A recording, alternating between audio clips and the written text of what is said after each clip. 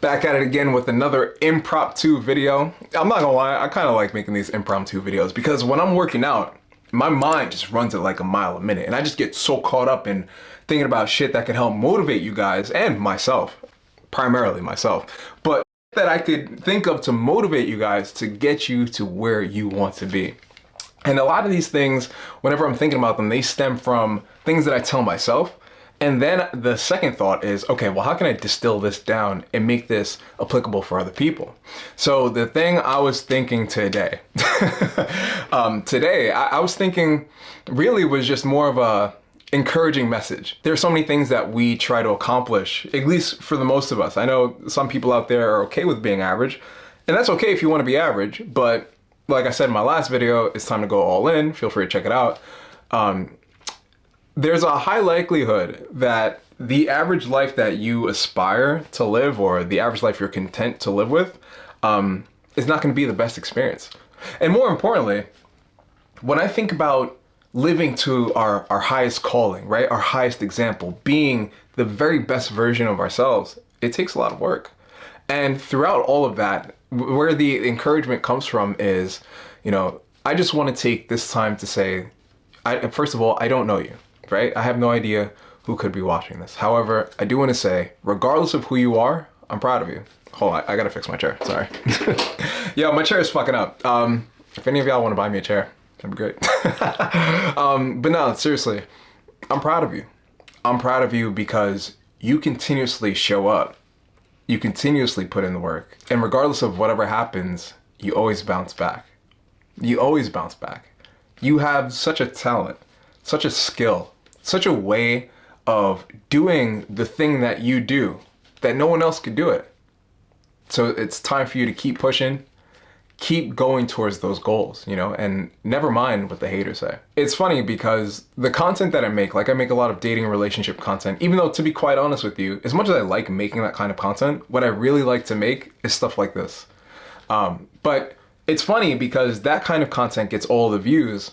But when I tell men that they could accomplish things, they could be the best version of themselves, or matter of fact, when I post about being happy, there's always like a group of people, whether that be males or females or whatever the case may be, there's always a group of them that is angry at me. And I'm confused. I don't know why. Why do y'all hate me? For my haters, why do you hate me?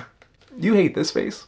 But nah, seriously, like, I don't want to make you feel like your reflection of yourself is subpar, right? And in my last video, when I said if you feel average, then click off the video, I didn't mean for that to offend anyone. But at the same time though, you really gotta ask yourself, like, what benefit do you get from being average? Much like, what benefit do you get from listening to what haters have to say about what you're doing?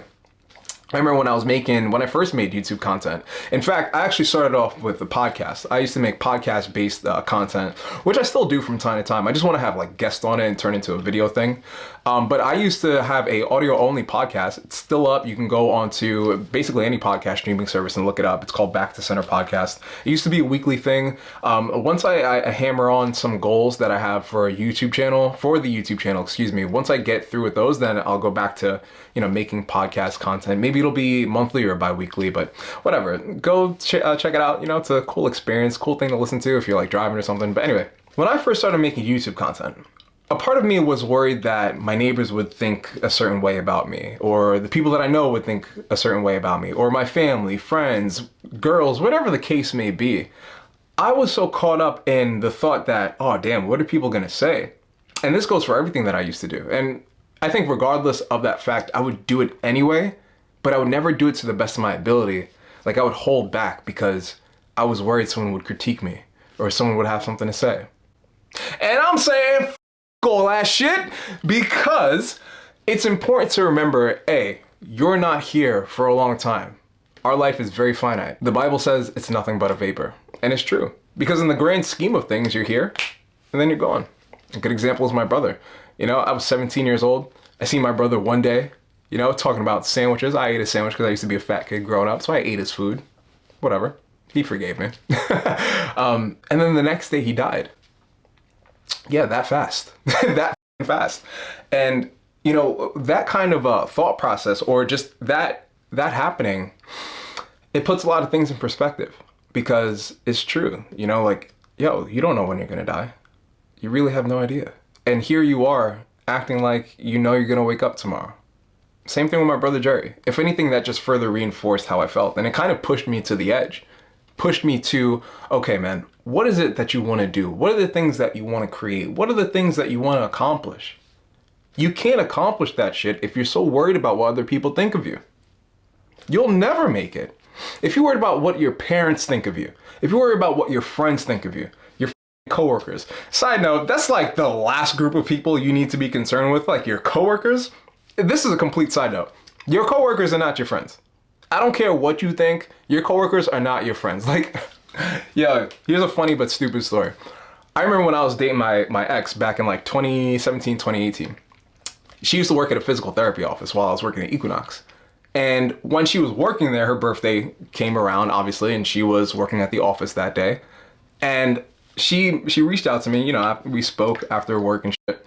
And she goes, you know, I'm very upset because my coworkers didn't get me a birthday cake. First of all, that's low-key narcissistic as fuck to think that you're even entitled to a birthday cake. And number two, that's stupid because why would you think your coworkers are actually your friends? Most of those people in that office, if you work at an office or wherever you work, office, retail, whatever, most of the people in those spaces do not give a flying fuck about you. I'm telling you, they do not care about you. One thing you have to ask yourself is, if I did not work here, would these people want to hang out with me? Would these people want to learn who I am? More than likely, the answer is no, unless you're a woman. You know, there's plenty of thirsty dudes out there. Side note, an additional side note, fellas, do not eat where you eat. Please, just do yourself that favor. Money should definitely come before the woman, not because money is more valuable than women, but simply because you have bills to pay. That's really it. And the job market is especially pernicious. So it's super important that you keep that in mind. Keep that in your mind when you're working. Like sometimes I train clients. I'm not gonna lie, there's some attractive women that come into the gym, but there's no way I'm even gonna open up some lane for that to happen. God forbid some woman thinks I'm hitting on them. And next thing you know, I get axed. I'm good, bro. So don't shit where you eat. Stay focused on the objective. But going back to what I was saying, yo, you have such a talent.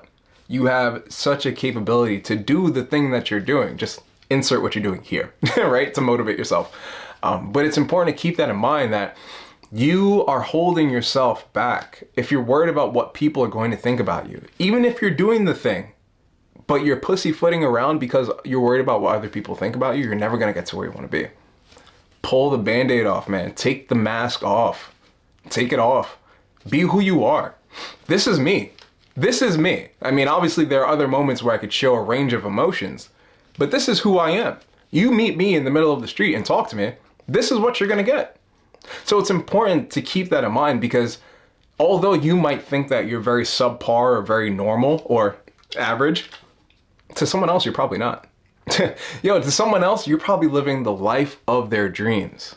So you owe it to you to not only continue that, but also continue pursuing the endeavors that you know intrinsically make you feel like the best version of yourself, and continue to chase the things that make you feel like that is your purpose on this earth. We've all got a purpose. It's not to just pop babies and then have children. That's not the purpose. I mean, from a biological perspective, yes. But fortunately or unfortunately, we've been cursed with this thing called the conscious, right? So therefore, we now think about other things besides mating and eating. Makes life a little bit more complicated, yes. But that doesn't mean you can't now orchestrate the life of your dreams. I know there are a lot of guys out there that think like the world just hates men. And I could agree with that, halfway, to a half extent. I think a lot of that hatred actually comes from other men. I can't tell you how many male haters I have. Most men, I would honestly say men hate me more than women. Without a shadow of a doubt. And that could be for a myriad of reasons, but I know that for certain. But again, at the end of the day, that can't stop you. You can't let that stop you. Whether you have haters, whether they be male, female, whether they be friends, family, whatever the case is, you can't let that stop you. So I say all that to say, be the best version of yourself. But remember, you will never become that person if you keep holding back. Keep holding back. Keep holding back that personality. Keep holding back that charisma Fuck all that. Let it go. Turn it up. Push it forward. Get what you want because you deserve it and you're capable of obtaining these things. That's all I got for you today. Thank you so much for stopping by and listening. Listen, do me a favor, man. I'm trying to get to 10K. I could use your likes, shares, and support as much as possible. Hit the like button, hit the share button. If you found value in this, share this with a friend. Try to uplift them. Gentlemen, we are on the bleeding edge of what seems to be a transition. I don't know what the transition is going into, but I know that things are changing. The ultimate question is, will you stand up, plant yourself in the ground, and become who you're supposed to be as the edge turns or as the tides turn, whatever you want to call it? Are you willing to become the best version of yourself? What do you think? Leave your thoughts in the comments below. Once again, thank you so much for watching. I'm gonna check you out in the next one, and I'll see you soon. Peace.